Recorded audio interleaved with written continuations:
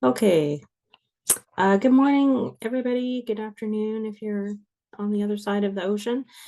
Um, this is the 13th webinar in the Linked Early Modern Drama online training series. This series is funded by a connection grant from the Social Sciences and Humanities Research Council of Canada. And this is our November editorial webinar. Because it has a strong technical component, it will also give you a 1-hour credit towards the Canadian Certificate in Digital Humanities. My name is Janelle Jenstad. I use she, her pronouns.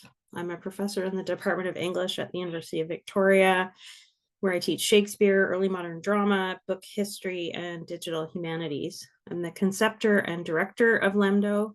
I'm also the coordinating editor of Digital Renaissance Editions, Moemel Mayoral Shows, and the new Internet Shakespeare editions. And I'm editing some plays myself as well. At UVic, we like to begin presentations and meetings in a good way by recognizing the land on which we live and work. We do so via a territorial acknowledgement whose wording is co-created with the Indigenous peoples who live in this region. We acknowledge and respect the Lekwungen, Songhees, and Esquimalt peoples on whose territory the university stands, and the Lekwungen and Wet'suwet'en peoples whose historical relationships with the land continue to this day. If you are also on Indigenous lands, feel free to put an acknowledgement into the chat. So our plan for today, kind of have two webinars in one today. We're going to talk first about literary divisions, and then we'll go on to talking about how to make character lists.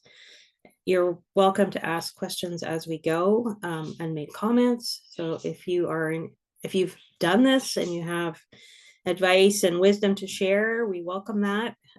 If you're wrestling with something in your edition right now, we can talk about that as well. And we'll also have a little bit of time at the end of the webinar to take more questions. So our learning outcomes for today for the literary divisions part are that you will know when to divide a play into scenes or acts and scenes.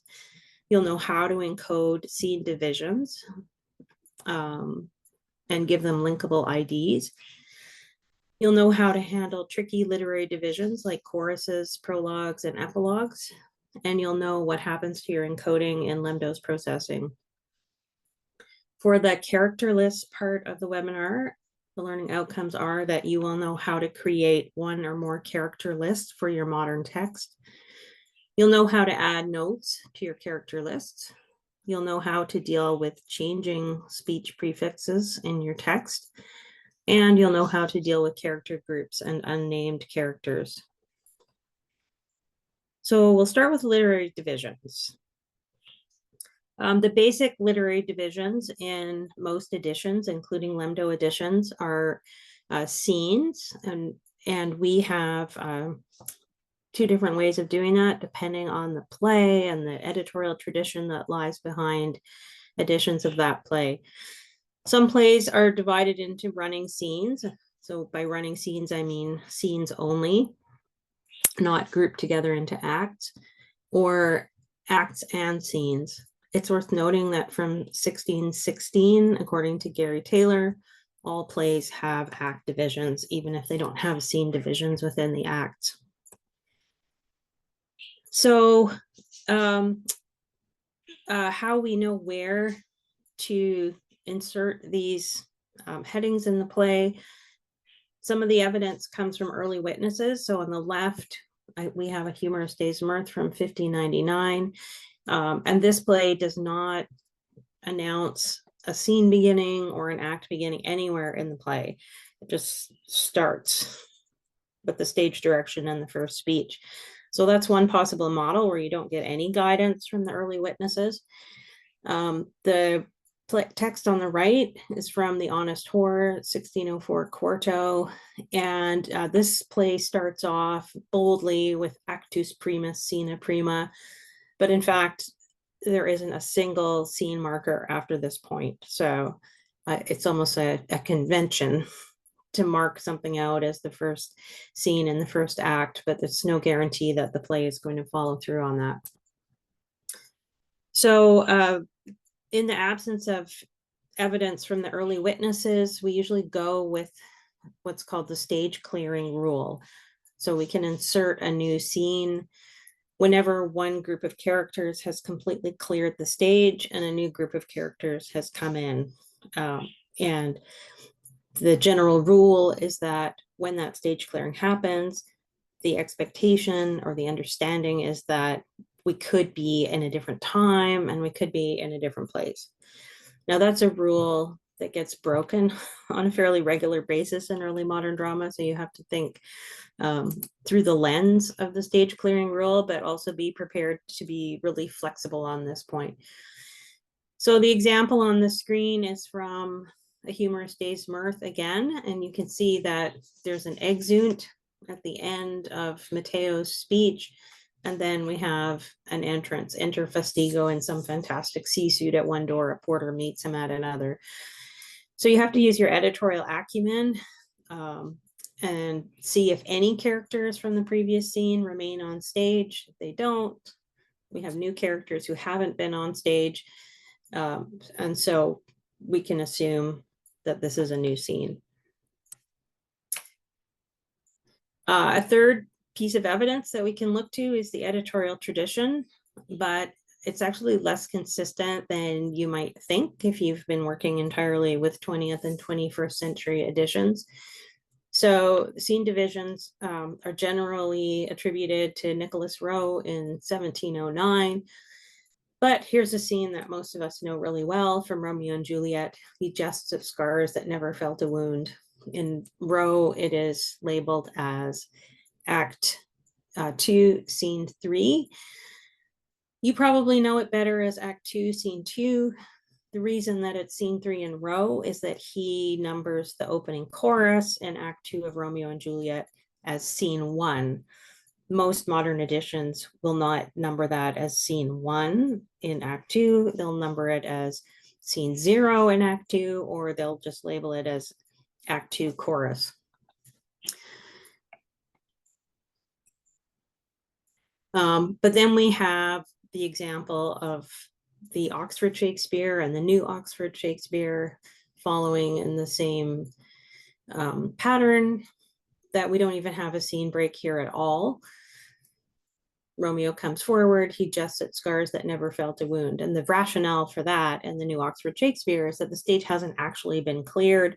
Romeo has been hiding from his friends and he's overheard what they've said.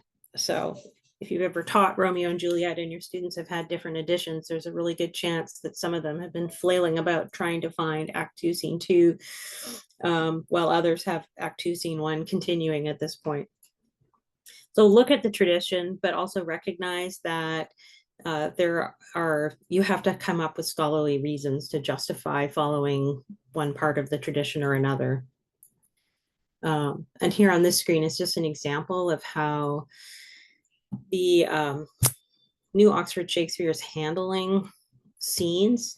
This is an interesting case. In the New Oxford Shakespeare, some of the plays are numbered scenes only, some are numbered with traditional act and scenes. The New Oxford Shakespeare has it both ways with Romeo and Juliet, and so it's numbering it as Act 1, Scene 0, the opening chorus, but it also labels it as Scene 1, and it will give running scenes throughout the whole play. So for plays that don't have much of an editorial tradition, especially if they're pre-1616, it doesn't make any sense to divide the play into acts. That wasn't how it was constructed and wouldn't have been how it was performed. It's certainly not in an outdoor venue. And so we just start numbering the first scene 1, and then when the stage is cleared or when it seems appropriate to start a new scene, we move on to 2, 3, so on and so on. If you're encoding a play that has running scenes, then you will contain all of the material in the play within these div elements. So your whole play will be a series of divs with a type attribute and a value of scene, and then you give the scene a number, n equals 1, n equals 2. If we expand the practice a little bit, so we're drilling down into what we do at the scene level rather than the big picture structural level, you put a head element as the immediate first child of div, and here you can decide how you want to characterize these scenes. It's really up to you and your anthology, but we recommend that if you're doing running scenes, you actually spell out scene, because just a little tiny number 1 floating in the middle of the page is a bit hard for readers to find.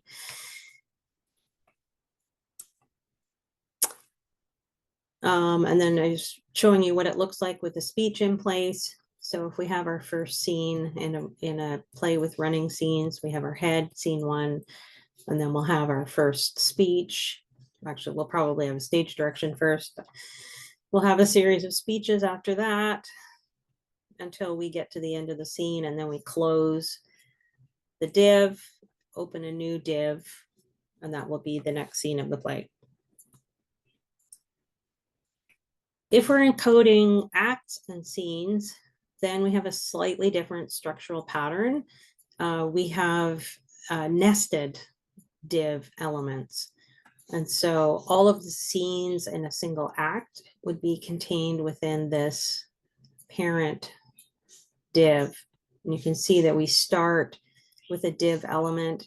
Again, we have the type attribute with a value of act, and then an n attribute with a value of 1 to indicate that it's act 1. And then we don't close that div, we open a child div for each scene. So scene 1 is contained within its own div, as with running scenes, scene 2, scene 3. When we finished all of the scenes in the act, we close the act div and then move on to a new div. If we add the head element in this case, we don't put a head element on the act. We just put head elements on the scenes. And so in this case, we don't spell out act 1, scene 1. We do 1.1, 1.2, and so on. Okay, so that's pretty straightforward, but we often have things before and after our acts and scenes. So I'm just going to give you the example of prologues and epilogues. We have more information in our documentation about how you would deal with interact things, which are not uncommon, especially in Johnson's plays. For things that are before the acts and scenes that we don't want to number as scenes, we use the same encoding protocol with the div element. We put a type attribute on it, and we have a controlled vocabulary for what you can call these things, which is coming from the early modern dramatic paratexts project. We've adopted the taxonomy that Sonia Masai and Heidi Craig came up with for their project. So you don't actually have to have a type value, but if you do have a type with a value, you have to use the controlled vocabulary that we've developed. What actually matters more in this case is the value of the n attribute. For the prologue here, the n value is PRO, and that value, which is highlighted on the slide, is what's used to generate the speech numbers. So in the margin of every published modern text, there will be a speech number, and it'll be keyed to the act and scene or the scene in the case of running scenes. So here we've decided to call this particular chunk of the play PRO, and that generates this PRO dot SP1. So you don't want your n values to be too long, because there's a limited amount of space in the left margin on the screen, and we just need something that's kind of clear and efficient for our users to click on. So you have control over what the n value is, but you should talk to your anthology lead and remember that there's a chance that your play might be bundled together with plays from other anthologies at some point. So your anthology lead will in turn talk to LEMDO and we'll make a decision. If it's a case we've seen before, we'll follow past practice. If it's something we haven't seen before, then we'll make a decision and document it.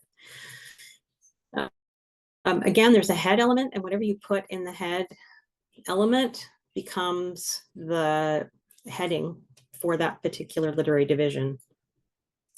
Janelle, we've got a question in the chat. Sure. On slide 17, should div type equals act and equals to be further to the left?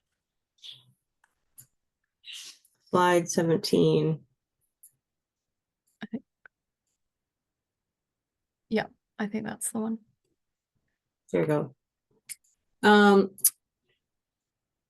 It doesn't matter. If you're working on oxygen,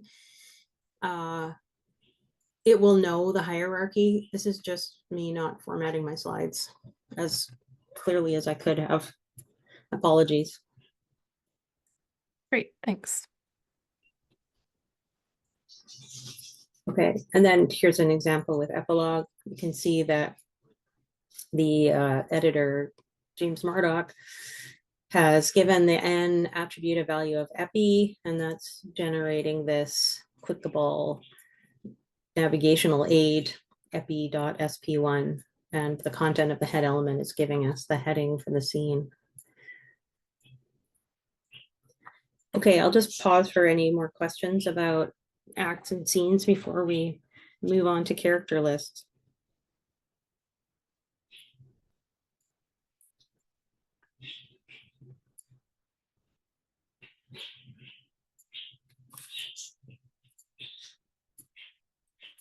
Okay.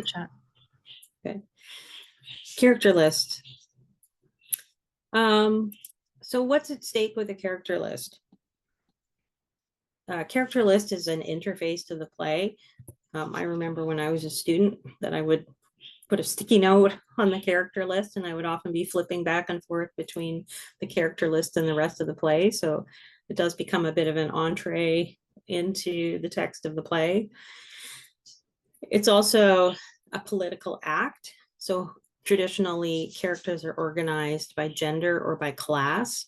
But we can also organize the character list by the number of lines spoken, or by the order of appearance, or the prominence of the actor, or the prominence of the role that they play. It's also a critical act, and I'll give you an example on the next slide. And finally, it's a really practical thing. In the digital environment, you can use schematron to check that your speech prefixes are all consistent, but when you're not working in a digital environment, the character list will actually give you kind of consistent spelling and a little bit of information about each character. Okay, so here's where it becomes political. On the left, we have the Arden II Merchant of Venice, and you can see that the order of characters is all the male characters first, and then all of the female characters. And within the these gender groups, the characters are organized by class. So that's a very typical older way of organizing a character list, which actually derives from the early printed and manuscript texts. And women are generally defined in relation to men. So Jessica here is characterized as the daughter of Shylock, daughter to Shylock. I'm editing Merchant of Venice myself, and I'm really tempted to say Shylock, father of Jessica, just to even things out, which is in fact what happens in the Folger Hamlet. Things are organized quite differently. So I really like the way Ophelia is described here. You know, Ophelia, she's the character that's best known. Laertes is listed as her brother. Polonius is listed as father of Ophelia and Laertes. And then Rinaldo gets tucked into that group as well. So that's a different way of organizing things. You can see it's organized by families, the Hamlet family, the Polonius family. Horatio is a kind of a free-floating character. And then you have courtiers and soldiers.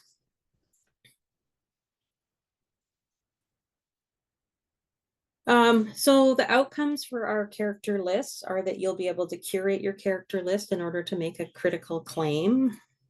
We intend to make character lists sortable in different ways, although that's very much a down the road feature request issue. But in an ideal world, we will be able to write processing that will sort characters alphabetically by order of first appearance and by number of speeches spoken. We also have a goal with our character list that we will help you use speech prefixes consistently. I'll talk about that in the next slide. And we also want you to be able to give a character more than one speech prefix, and I'll give an example of that in 2 slides. So consistency in speech prefixes is not an early modern habit, and it was not an expectation of early modern plays. So if you look at Merchant of Venice, Shylock has all of these different speech prefixes. Shylock, shy, Jew, spelled out with an I, an abbreviated form of that. And similarly, the clown character is given all of these different speech prefixes, short form for clown, all the way up to the actor's actual name. The consistency in speech prefixes is useful for modern readers, and that has been our editorial habit for a long time. We also recognize that some characters actually do change names in the course of the play. So as we're asking you to be consistent in naming your characters, we also want you to be able to switch names partway through. So in the history plays, characters often change roles as they move up and down social hierarchies. So Prince Hal becomes King Henry after his coronation in Henry IV, Part 2. In a play dear to my own heart, If You Know Not Me, You Know Nobody, Part 2, there's a character who initially shows up as Tawnycoat, and then he becomes John Tawnycoat, and then he becomes John Goodfellow, and finally it turns out that he's actually John Rowland, who's an eminent citizen. And so the play is actually charting his rising fortunes from peddler to great citizen and philanthropist. So you want the speech prefixes to actually capture that rise, and the play wouldn't be nearly as much fun if you know from the beginning that Tawnycoat is actually John Rowland. So you want to keep that piece of information in reserve. Okay, so onto the encoding protocol, and I'll show you how we deal with those cases where we have multiple names. So we create our character lists in the TEI header of the modern text. Probably we're saying that we do not make a character list for the semi-diplomatic transcriptions. So it's at the point in your edition when you're creating your modern text that you create your character list. And it travels with the modern text. So there isn't a separate file that has a character list in it. You'll create the character list inside the TEI header of your document. If you're working on a play already, if you've come to past webinars, you'll remember that the TEI header is the place where we capture metadata about the document. And then in the text element, we have the play text itself. So in the TEI header, you'll have some stuff, your title statement, your series statement. One of the elements in the TEI header will be the profile desk. So that's an immediate child of TEI header, but after some other children. Inside the profile desk, we have a partic desk element, which stands for description of participants. Inside the partic desk, we have a list person. The character list goes inside that list person. Okay. When you get the template for your modern file, we will already have put a basic template for a single character in there. So you don't have to add the profile desk and the partic desk and the list person. We will put it in there for you and create one character so that you can follow the pattern.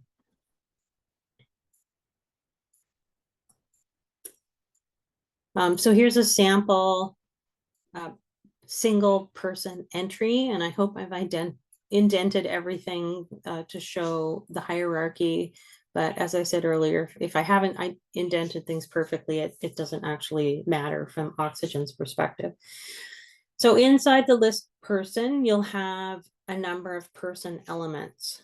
So a very basic person element for Duncan, King of Scotland, would look like this. You can see the person element, opening and closing. Inside the person element, we have a purse name element, and this is where we're going to capture information about the name and the speech prefix of the character. So we use the name element to capture what we actually want to show up in the character list. So what we want the character list to say is Duncan, King of Scotland. But we don't want our speech prefix to say Duncan, King of Scotland. That's not necessary and takes up a lot of room. We want our speech prefix to be Duncan. And we wrap that in a reg element, which stands for regular or regularization. And then we would simply add more and more person elements, one for each of the characters in the play. We do give each person an XML ID value. It has to be unique across the LEMDO project. The pattern is to make it using the name of your file. So EMD Mac _M _ in the case of this modern text of Macbeth. And then the character name follows. And I recommend that you use a capital letter for the first name, just because there are a couple of cases where you might end up making an XML ID for something where you have the character name being exactly the same as the literary division. So prologue is an example of that. You might have a character called prologue, but you might also have a section called prologue, and the XML IDs are going to be different only by an uppercase and a lowercase letter. So if you always use the uppercase letters for the characters, then you won't get confused in those occasional cases where you have a literary division that has the same name as one of your characters. Okay, so I'll just go through this again. That XML ID value needs to be unique to the project. If you make it unique to your play, it will be unique to the project by definition, because the name of your play is unique to the project. The name captures what we want to appear in the character list, and the reg element captures the speech prefix we want to use in the play. I wanted to show you what LEMDO does with that information at processing time. So if we look at Macbeth, we get to the character list by clicking on the hamburger, the 3 lines, which aren't on this slide, and this menu slides out. The first thing that people see by default is the contents. So they don't have to click on content in order to get this, but they do need to click on characters in order to get this character list popping up. And if the user wants it to stay visible while they're working with the play, they simply leave it open. Don't click the X, and then that character list is always present. I really like that feature. Thinking back to my student self with my sticky note in the list of characters, going back and forth between them. This way users can access that list of characters at any point, and it just stays visible while they read the play. So that information, Duncan, King of Scotland, from our name element is what shows up in our character list here. And you can see that in this case, the late editor of Macbeth has chosen to give us a little bit of information about each character. That was Tony Dawson at UBC, who just passed away in the summer.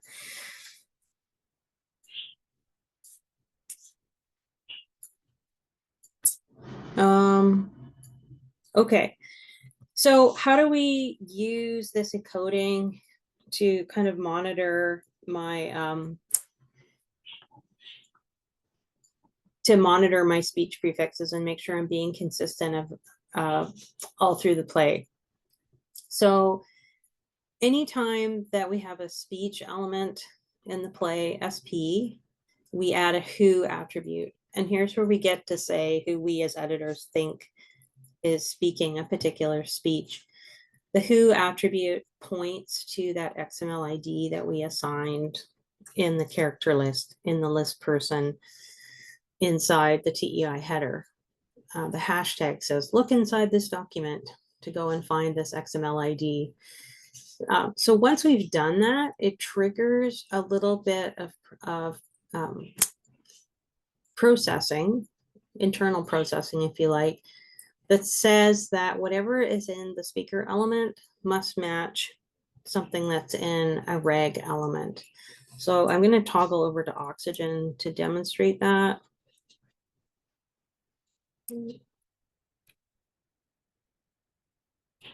Navarre, is the Oxygen screen visible? It is, and while you're in here, there is a question that has come in through the chat, but Okay. I don't know if you want to take it now or after you've done this.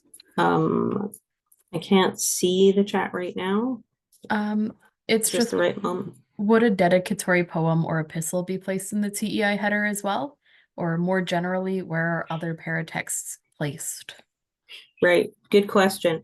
So we are not actually including paratexts in our editions because the Early Modern Dramatic Paratext project is in the process of moving to LEMDO. We have all the files from the Folger and we're busy re-encoding them to match LEMDO standards. So every edition is already going to have paratexts in it that have been transcribed by Heidi Craig and Sonia Masai. So our editors don't have to deal with those things. The only exception would be if you think any of those things are spoken in the course of the play, in which case they would go in the text element of your TEI file. They wouldn't go in the TEI header. Okay, but non-spoken dedicatory epistles aren't included. Except in the case of civic pageantry, which is a totally different beast, where non-spoken and spoken texts are actually all part of the text. Okay, thanks for the question. So we're looking at Macbeth as Tony Dawson left it. We have a wonderful new editor lined up to finish Macbeth. And that editor is going to be working with this unfinished modern text, but it's a good example for us here. So right now the speaker element has Duncan in it, which is what I've said we want to call our character in the play. But if we change that to King, we're going to trigger an error message. All right, so there we go. We get our red squiggly line. And then we get this error message that says, your speaker, King, must exactly match one of the names tagged with reg. Check your spelling. Otherwise, add this name to the reg list for the corresponding person in list person. So if we had just forgotten a letter,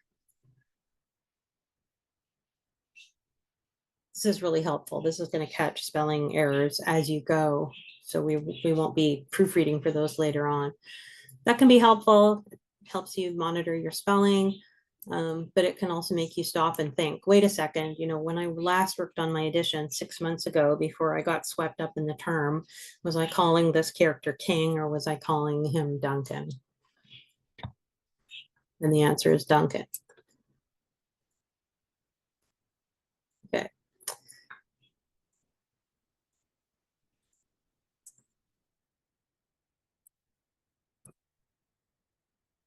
We often want to say more about a character, however. So here's how we add notes. Here's the basic pattern for a person entry in your list person. So we've got our opening person tag and our closing person tag. After we've captured information about the character's name and speech prefix inside the first name element, we can add a note. And you can say whatever you need to say about the character inside the note. Do wrap it in a P element. That's a required child of note. And you can have as many P elements as you want. Here's an example from Henry V, the Q1 modern text, because the editor of Henry V prepared a modern text of Q and F. So for the Duke of Clarence, brother to the king, we have what we want the character list to say, Duke of Clarence, brother to the king. We have the speech prefix that we want to use for that character. And then we have a note with a child paragraph. Thomas of Lancaster, first Duke of Clarence, was the second son of Henry IV. And it goes on.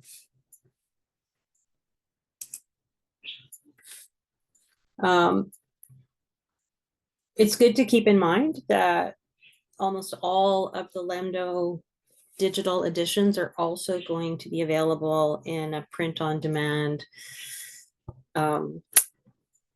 copy as well, you know, with a publisher and an ISBN and all of those good things. The print book is only a subset of the information that's available in the digital edition. So we've set up a protocol whereby you can have shorter notes in the printed text. And that gives you some freedom to really elaborate in the online text if you want. So in this case, you might split it up into just the basic info. Thomas of Lancaster, first Duke of Clarence, was the second son of Henry IV. That's probably all that the user of the print-on-demand edition is going to need. But the longer note is valuable. And so you might create an online only version of that note that has all of the information in it. Usually it's the other way around. You create the longer online only version first, and then you take a subset of that information and create a print only note. And the way you do that is by adding a subtype attribute with the value print only or online only. Okay. If you don't put the subtype attribute on the note element, it will appear by default in both print and digital editions. You can have as many paragraphs as you want here. I should show you what it actually looks like in practice.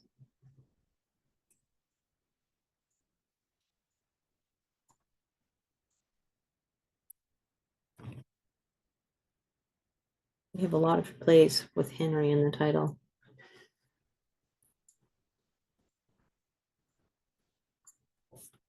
Okay, so if we go to the, I'll do that again so you can see, there's our hamburger menu, so-called because it's bun, meat, bun.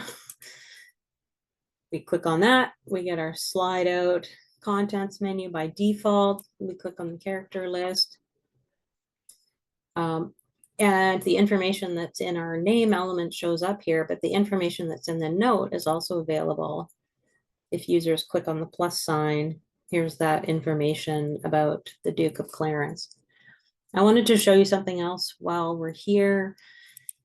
I think it's good for editors to have access to the role list in a different form, you know, a page that you can open on its own. And so we're now generating a role list page. It's the same information that's in the modern text of the edition. It's just available on its own page and linked from the edition landing page. So we just got that building successfully yesterday, and that will roll out with future releases.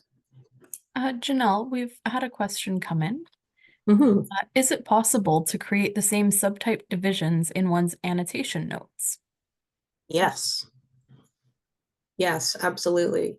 And we really encourage you to think about that from the beginning. We're going to have a webinar on annotations later on, maybe next month, actually. So yes, we're thinking ahead to the print edition, and you can use online only and print only in your annotations. We actually have a rule that we won't print annotations that are longer than 225 characters. So when we first generate the galleys for your print edition, we will replace notes that are longer than 225 characters with a message saying that you need to write a shorter note. But if you're doing it as you go, you can see how this model on the screen is working. The first sentence is really the key info, and that becomes the print only note. Yeah, so we'll go over that again when we get to the webinar on annotations. Sorry, I'm stumbling a bit because I'm really tired. The last 2 days have been harrowing for reasons you can all appreciate, I'm sure. You got a great in response to your answer. And how does one check word length in Oxygen? I don't actually have a ready answer for that. Do you know, Navarra? No, but I can probably figure out in the next 15 minutes. Okay, great. And Navarra's, I can now see the chat. Navarra's put the link for the annotations webinar up. Also worth noting now that your notes type equals textual will not show up in the print edition, nor will performance notes or pedagogical notes or lexical notes or lineation notes. So the print edition is really just for the glosses and for the shorter commentary notes. But we'll get there. We'll go over that in detail in the next webinar. So the general rule is that you should have one person entry for each character who is embodied. So even if one actor embodies multiple characters over the course of the play, you would have one entry for each character, because ultimately we as editors have no idea how the doubling is going to actually happen in practice. We might have some suggestions, but that's not our job to direct the play. There are some exceptions. There are characters who function as a group. So a lot of those character lists will have people at the bottom of the character list, servants, lords, etc. So how do we handle those folks, given the rule that we need to capture the speech prefix in a reg element so that we can monitor our own consistency in the course of the edition? So have I gone forward? I've gone forward. Yeah. So servants, magnificos, soldiers, lords, those are all the sorts of characters that we might want to consider treating as a group. And if you think about what happens in the staging, you might have multiple characters that have servants over the course of the play. There's a really good chance that it's the same actor or actors who are playing various people's servants, maybe an early modern performance just by changing a badge or a hat or something.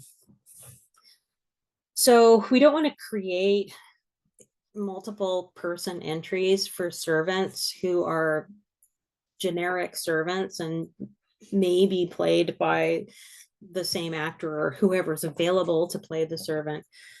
So what we can do is make a group person element. So a lot of us will have something very much like this in our editions. We'll have a person entry. We'll give it an XML ID of servants. What we want to show up in our character list is the word servants, but we might have a servant speaking together, and we might have just one servant speaking at a time. So I have two reg elements, and that will allow me to use servants as a speech prefix. It will allow me to use servant singular as a speech prefix. Okay, here's another example with lords. So it might be the case that you have two lords talking to each other, as happens in As You Like It. And so we don't want to have speech prefix of lord, lord, lord, lord. We actually want to be able to distinguish one lord from another for the purposes of dialogue, alternating speeches. So in this case, we have 4 reg elements because we want to be able to use the speech prefix lords. Lord, just one lord. And then if there's a dialogue between 2 lords, we want to be able to use first lord and second lord.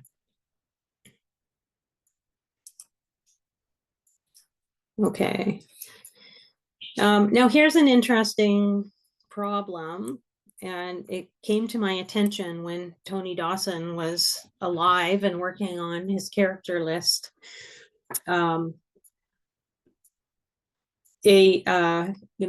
we talked through it, we realized there are 2 murderers. Oh, actually, there are 3 murderers. Don't forget that 3rd murderer who shows up and scares the 2 murderers that Macbeth has already commissioned. Oh, but wait a second, there's more murderers later on to kill Lady Macbeth and Lady Macduff and her son. So there's actually 5 murderers on this play.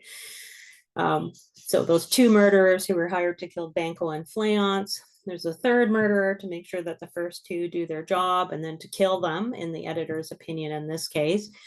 And then there's 2 murderers to kill Lady Macduff and her son. So the editor wanted to treat the murderers of Lady Macduff and family as 2 new murderers. In practice, they're probably played by the same actors, but who knows? So here's what the editor decided to do. The editor created 1-person entry for the murderers of Banquo. And so the XML ID that we created was EMD Mac _M for the name of the play _ murderers _ Banquo. Right? The new editor of Macbeth may make different decisions, but this is what our late editor had decided. So in the character list, the information that shows up is 2 murderers employed by Macbeth. And then we have these reg elements, 1 murderer, 2 murderer, and then murderers, because at one point they speak together. So that takes care of the first 2 murderers. For the 3rd murderer, we came up with this XML ID, EMD Mac _M _3 murderer. And then the character list says a 3rd murderer employed by Macbeth. The reg element, what we want to use for the speech prefixes is 3 murderer. Okay, you could equally well have put 3rd murderer there, but be consistent with yourself and check with your anthology lead. And then to deal with the murderers who murdered Lady Macduff, we've got another person element with the XML ID EMD Mac _M _ murderers _ Macduff. The information in the character list is 2 murderers who kill Lady Macduff and her son, and then there are 2 reg elements, 1 murderer and 2 murderer. Okay. We had a similar discussion about the witches. I didn't have time to go through it today, but there's an example in the guidelines. So it's kind of fun to think about. It forces you to think about how characters are moving through your play and how you want to explain who they are to your readers. You can have multiple character lists if you want. So this example is how we handled Henry V. The editor wanted to divide the characters into the English and the French. And so inside the Partick desk in the TEI header, we have 2 list person elements. And list person has to have a type value of cast list in order to trigger that standalone characters page. So if you have more than 1 list person, you probably have a good reason for dividing them up. You'll want to use a head element to give a heading to your 2 character lists. So head the English, head the French. And if we go back to our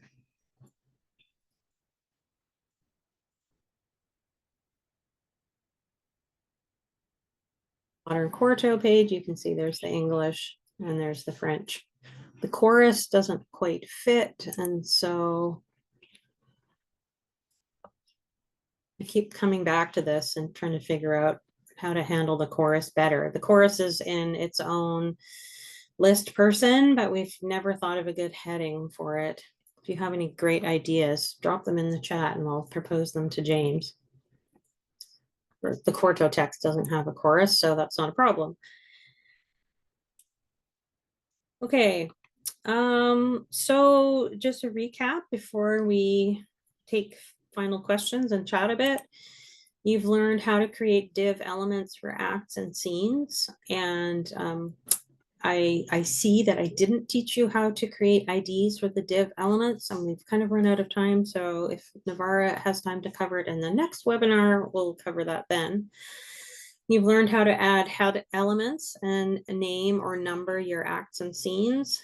You've learned how to make a character list in notes with notes, and you've learned how to deal with some of the cases where we want to roll multiple roles into one person entry.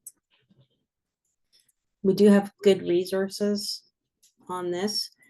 So we have documentation on literary divisions in modern texts. We have documentation on how you number your acts and scenes, documentation on how to number prologues, epilogues, and what we call intra texts. And then I just revised the character list page yesterday, preparing for this webinar. So the link here is going to the LEMDO dev site, but we'd ask that you not share the link outside this group. Okay, next webinar is the technical aspects of literary divisions. And finally, thank you. Thank you to Shirk for funding this webinar series, to Navara for slide design, to Martin Holmes, as always, for TEI customization, and the Humanities Computing and Media Center for site design and hosting. So I will now open up the floor for questions. I do now have an answer for how do I know how long my annotation is in Oxygen. What you'll need to do is go to author mode. So if you open an Oxygen window, you'll see kind of at the bottom, there are three options: text, grid, and author. If you click on author, you'll see something that looks more like, you know, a PDF or a Word document. Find the annotation you're interested in, highlight it with your mouse, right click, select text, and then count words. And that will tell you how many words are in that highlighted section. Thanks, Navara. No worries. Yeah, I'll repeat. Actually, Janelle, any chance you could open Oxygen? Yep. Great. I never close Oxygen. Yeah, so if you head down, Janelle, just to the author mode. Yeah, I'll just have to, you want me to open something with notes, right? It doesn't matter, it works in anything. Okay. It's the same process.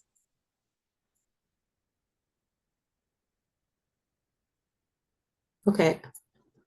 Yeah. Yeah. So walk me through that again. Go to author mode at the bottom. Mm-hmm. And now find the thing that you want to count. So yeah, let's say you wanted to count that section, right click, go to text, and then count words. Oh, beautiful. Fantastic. And So if people have never seen author mode before, this is what it looks like. yeah.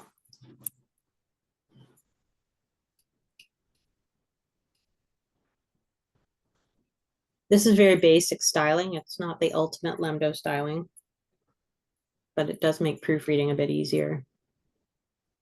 If you really want your mind blown, click on the grid view. Because XML is hierarchical, you can view your entire document as a big tree. Your TEI header and your text. Okay, So in the absence of questions, oh, there's a question from Jesus. If you get First Lord and the same,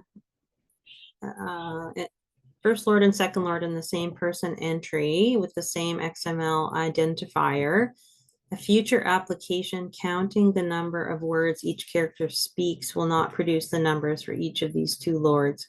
Yes, that is a major drawback.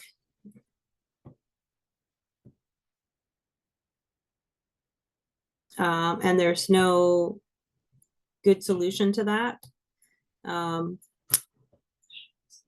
If you have characters with these generic type names who are really important, then you might want to give them two different person entries so that we get a count of the number of words that they speak.